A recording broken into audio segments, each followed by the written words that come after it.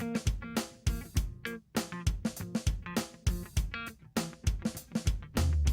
been a troublemaker, I've been a late-night player, I've been broke, it's a joke, I've been a money maker, I've been a record breaker, taking credit as an educator, I've been known to spit the flows and make the shaky, shaky thing, popping, lock and stop and let it hang. Watch us as we drop this hip-hop, it's like it stings. We make the whole room drop and everybody sing. We want the funk, we gotta have that funk. We kick it old school, we think we're so cool. We take it back to the past, we gonna act a fool.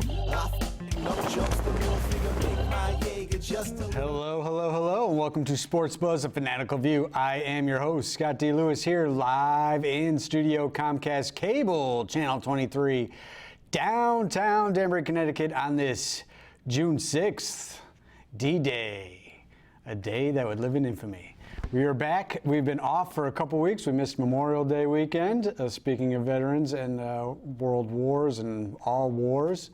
We missed a couple things, but we have returned, and we are happy that the weather is good. I'm not really sure. I can't give a proper gauge on what things were like the last couple weeks. I was away. It was iffy. I heard it was rainy. I thought it was. I had a feeling I left and like the weather got nice, but then I kept getting reports that I wasn't missing out on much more of the same of the rain in Spain, or as it was in the Northeast. But it's been nice the last couple of days since I got back. Nice today. Turned out to be a pretty good day. Hopefully that continues through the weekend. Let's go ahead and say hello to the right-hand man, Mr. Bob Roth Jr. Hi, Scott. How's it going over there, Bob? It's doing well. My condolences again for your dad. Thank you. My stepfather passed away on Memorial Day, actually. A Navy veteran himself, electrician in the Korean War, worked on planes and was generally a great man. He actually, locally, he was the head of the department that built the Hubble Space Telescope. Oh, wow.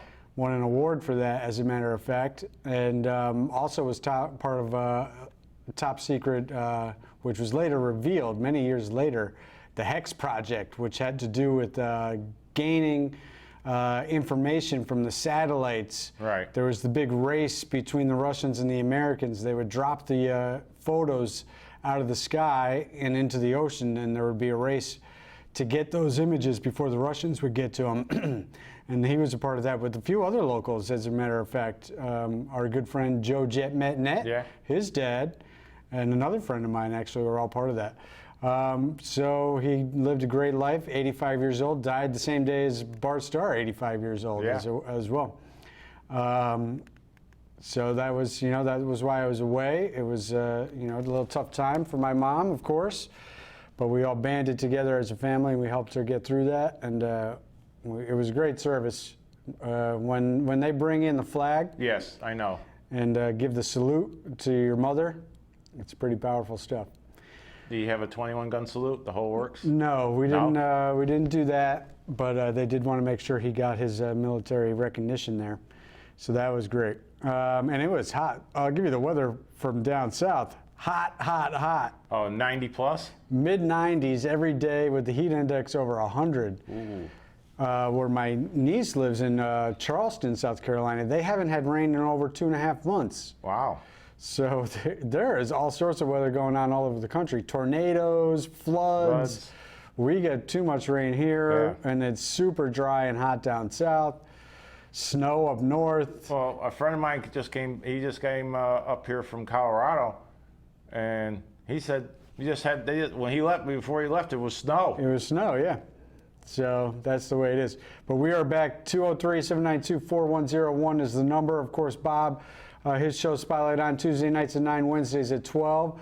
And we want to mention probably, I don't know, you don't do much of the Westerner stuff on your show. Well, I do when occasionally, as much as I can, But especially the if Westerners Breakfast usually ends up on there. So the Westerners Breakfast is tomorrow. Yes. Mickey Rivers, Mick the Quick, will be down there at the Amber Room filming that, and it'll end up on the airwaves here at some point. Maybe I'll put it on Sports Buzz this year. I haven't done that in a couple years. So that should be good. He'll be telling stories, and we'll get you introduced to the team who won. Last Listeners night. win in walk-off fashion.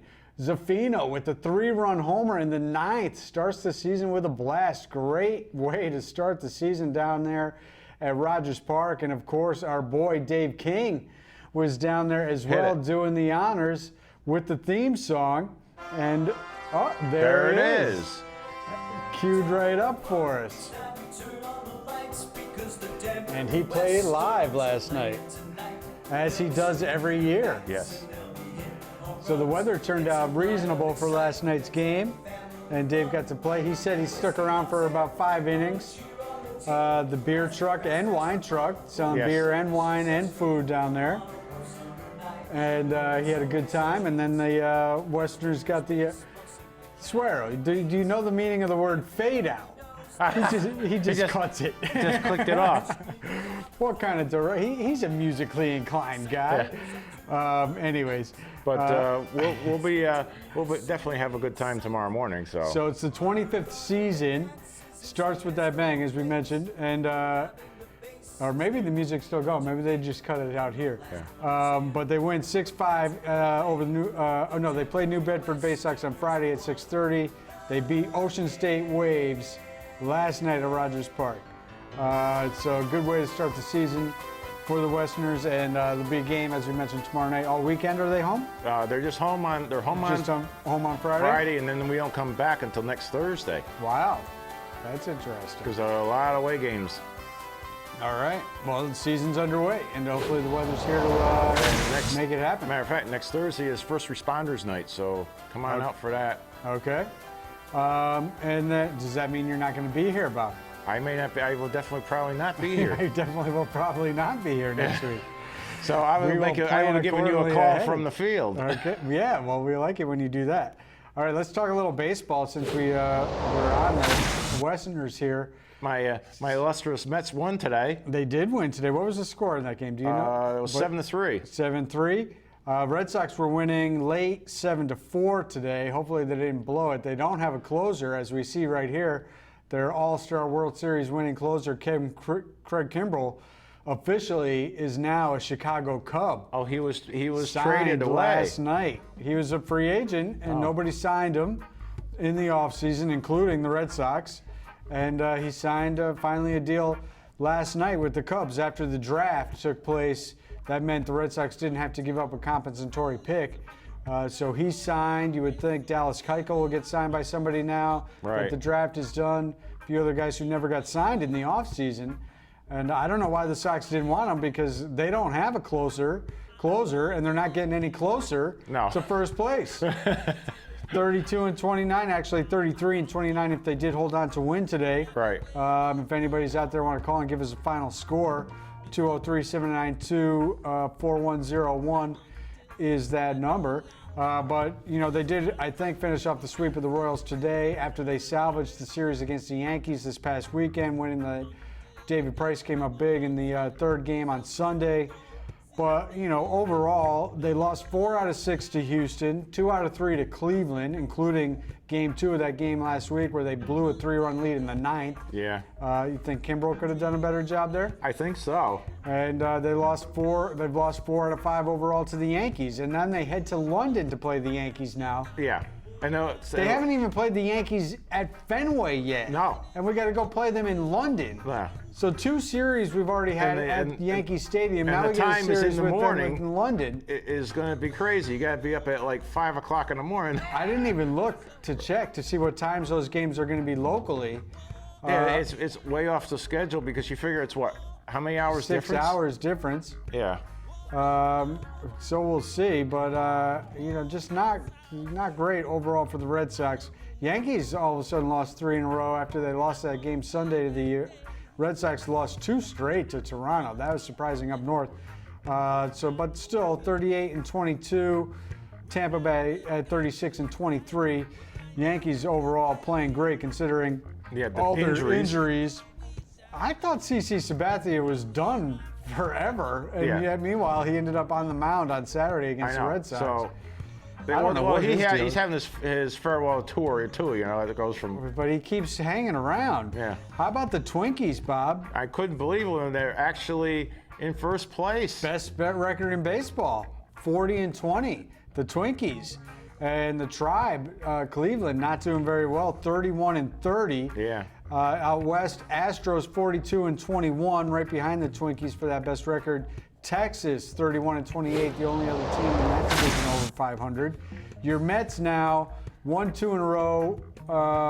So we're getting closer to the 500 mark again. Again, I mean, they went down to the Nationals while I was away, Yep. turned things around. I thought they were on the right track, and then I peek at the standings today and see they're back below 500, And then, of even course- though they won 2 in a row. And then last night night before we get Cano comes back, Yep. and then now he's out again. The same. Strains the re-aggravates the injury, right? Yeah. So he's back and gone. I mean, they're only 3.5 out at 30-32. Phillies 35-27 in first. Braves 33-28, and the Braves being down south. I talked to some old timers. We might have gained a fan. Hello, Bud, if you're watching. Oh yeah. But anyways, talking to those guys, a lot of Braves baseball down there in South Carolina because they don't have a team, so they watch all the Braves games. Right. And I'll tell you, my mom's neighbor, Bill, he had it pegged. He was like, the Braves, no matter what happens, what's going on, no Right. matter what season, they cannot beat the Nationals. So the Mets beat up on the Nationals. The Nationals looked like they were going to fire their manager. It and might then they happen go and yet. crush the Braves. And now the Nationals are back on track, winning 8 out of their last 10, Right. 4 in a row. Suddenly they've won 4 series in a row, and they find themselves at 28-33. So that division is still tight. Cubs now with the bolstering their bullpen at 34-26. Brewers 34-28. Cardinals 30-29. Dodgers 43-20. So actually, I guess the Dodgers have a better record than the Twins. Rockies 31-29. Padres 31-30. I wanted to mention, Bob. Well, isn't it Boston and St. Louis have had a big rivalry over the years? Yes, well, we're going to get to that when we get to the hockey. But I want to quick mention a little bit more baseball, college baseball. Yeah. So the regional NCAA playoff action was underway. UConn was in the Oklahoma State regional. Right. And they beat Harvard to eliminate them 10-2. Then they beat Nebraska. Nebraska is typically pretty good. They beat them 16-1 to eliminate them. And then in an elimination game against Oklahoma State, they beat them 5-2 to stay alive because Oklahoma State had won all their games, and then they had to play them one more time, and Oklahoma State beat them 3-1. So they got knocked out in the final game of that regional. Oklahoma State is the team that comes out. But pretty good run for UConn, winning 3 games out of 4 in that regional. And then Central Connecticut State got their first ever win in a men's NCAA regional playoff action, beating Cal 7-4. They did lose to Arkansas 11-5 and TCU 9-5 to get eliminated. But good job by them getting their first ever win. I mean, they play up here. It's tough for these teams up north because the weather's so lousy. Yeah.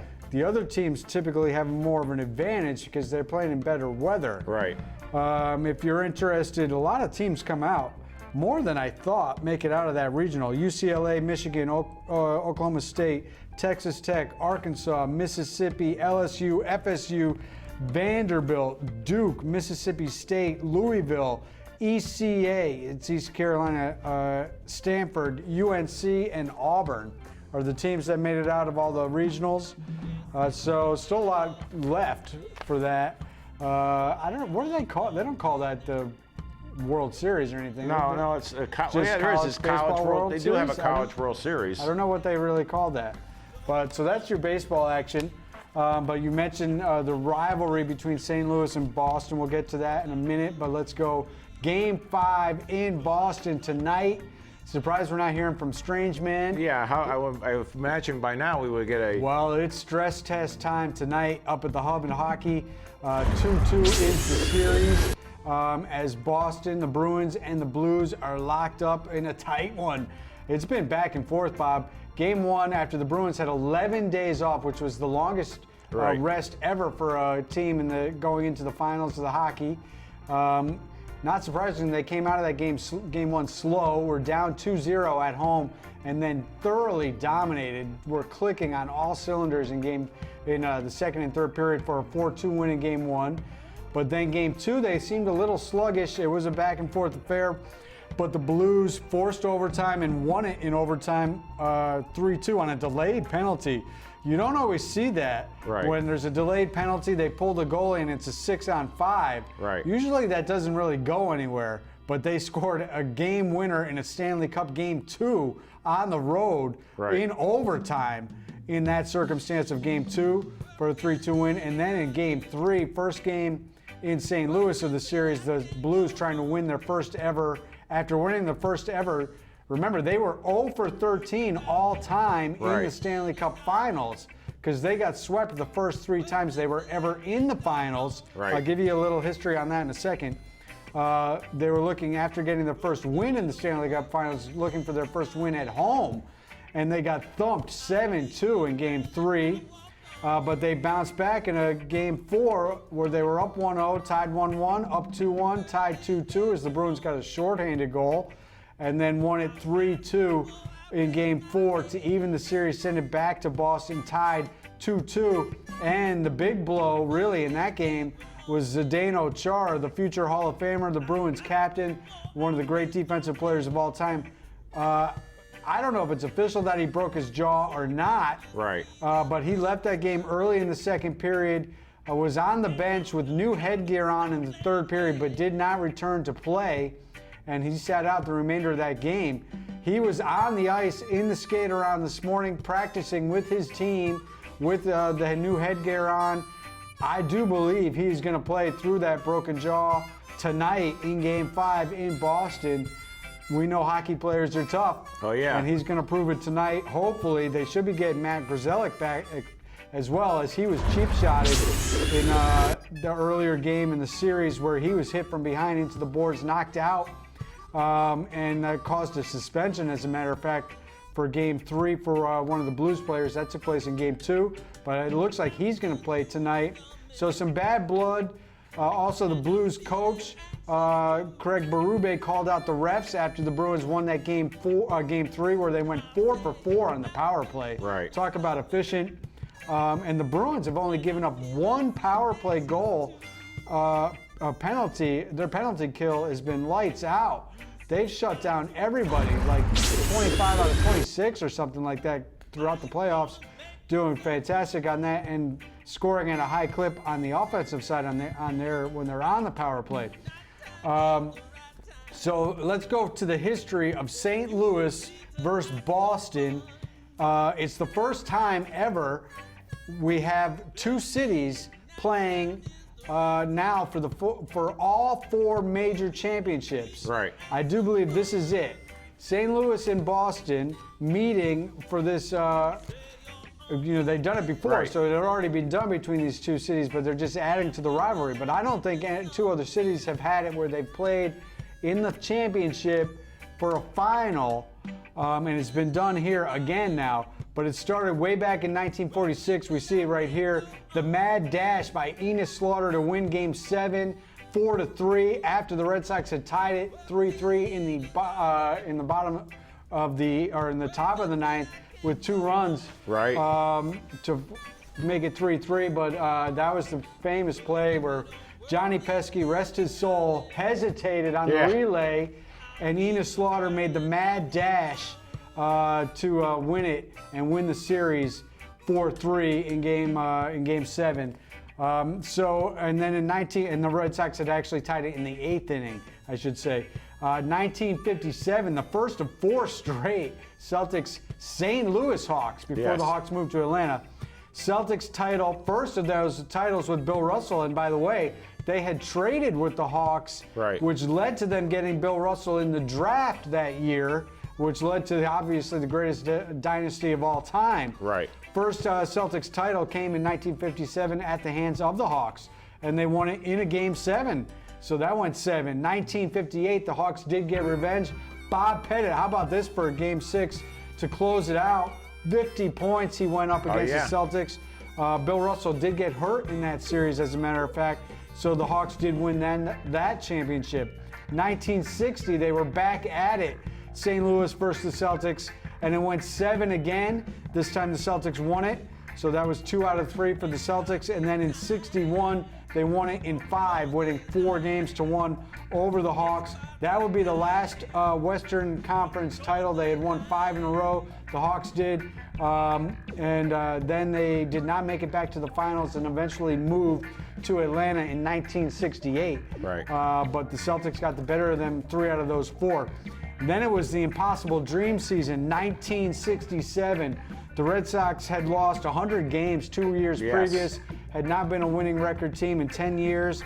And then the kid Yaz, out of nowhere, wins the Triple Crown, leads the Red Sox to the AL pennant.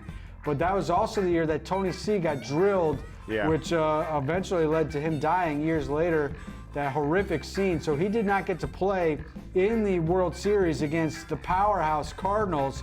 They were down 3-1 in that series, and and also I should go back and mention, if we're going to talk history and talk real history, and we're going to talk D-Day and we're going to talk Memorial Day, that 1946 World Series saw Ted Williams coming back from World War II and winning the MVP with a .342 batting average, 38 home runs, and 123 runs batted in for the Red Sox, who won 104 games that year when he came back, just to wrap up that 1946 thing. But 1967, so the impossible dream season, which really ushered in the new era of Red Sox baseball, because they were dead and buried for a long time. And from that point on, they've been competitive. It took a while for them to actually brace the curse, but they went to the World Series in '75. They lost the 1-game thing with the Yankees in '78, back in the winning divisions, and then also making the World Series in '86, or getting to the World Series in '86. So that ushered in them becoming competitive again. But they did lose. Bob Gibson, if we go back to that shot Bob there Gibson before we get to that one, was dominant. 3 complete games. They were down 3-1, forced Game 7, and then he came in for Game 7 for another complete game, his 3rd of the series, and hit a home run in that Game 7 as well to win it 7-2 and crush the Red Sox and end the impossible dream season of the Cardiac Kids. But that game also was also the last year that Maris played. Yeah, just got traded. Oh, was it really? He got traded from the Yankees. Yes, to that's right. Well, he was with the. Well, probably traded a couple of years before that, I think. But that was his last year, huh? Last year. And he did get a retired title after that. 1970, the legendary, one of the most iconic images in all of sports. Bobby Orr flying through the air after winning scoring the game winner in overtime as they swept the Blues away in 1970 Stanley Cup Finals. All right, so here's the history on the Blues. The expansion 6 came in 1967. There was the original 6. 1967, the NHL expanded to 12, and 6 new teams came in. The Blues were one of them, and for the first 3 years, they put all the new 6 teams in one conference, and all the other ones in the original 6 in the other. Right. The Blues won the new 6 side of it, the Western Conference, all 3 years, and got swept all 3 years by an original 6 team. Canadians, the first 2, the Bruins, the last one. Right. And then they realigned entirely, saying, why are we putting these weaker new 6 teams in on one side, so one of them is guaranteed to be in the finals when our original 6 teams have to battle it out to get to the finals. So they split it all up. Later they would add more teams. But that is why the Blues got in 3 straight years, and also why they got swept 3 straight years, and have not been back to the finals since until now. And they finally got a win, and they finally got 2 wins, looking for more. 2001, Super Bowl 36. Brady, Belichick, the dynasty begins as the underdog Patriots win the biggest upset in Super Bowl history, as a matter of fact, based on a point spread. They win it 2017. Vinatieri hits the field goal late after Brady drives him down after the Rams tied it when they were down 17-3. And the greatest show on turf goes down. And the Patriots win that one. 2004, of course, it's the reverse, the curse.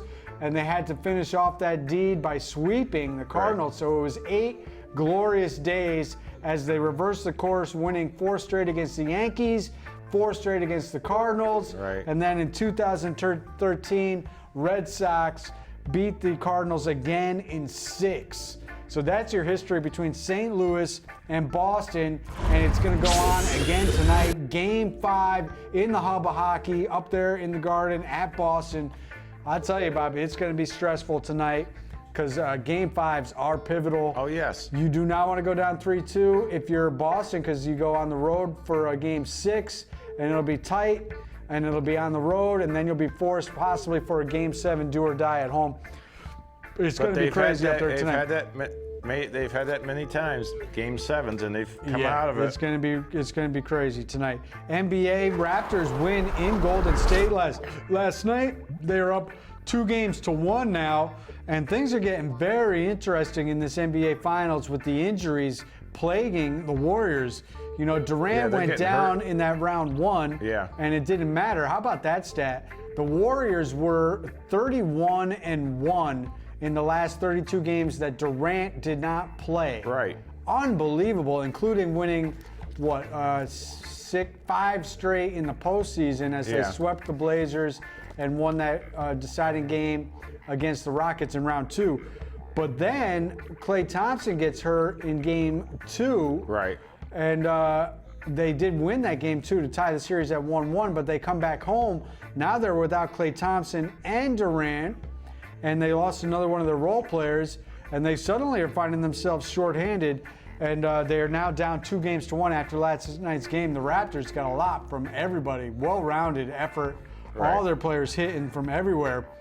18 days it'll take to play 7 games in this series. We're down to 1 minute. And we're down to a minute. That would be longer than the Olympics, Bob. Right. That's how many days off they're going to get, which could help the Warriors.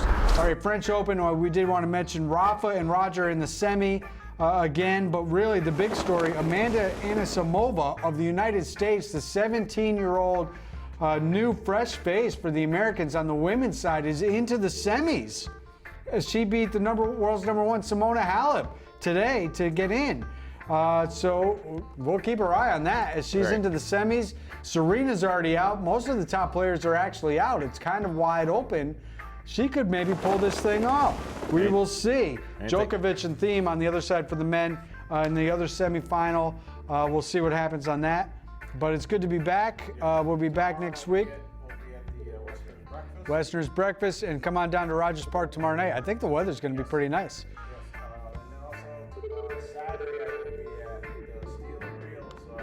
All right, we're car show at the.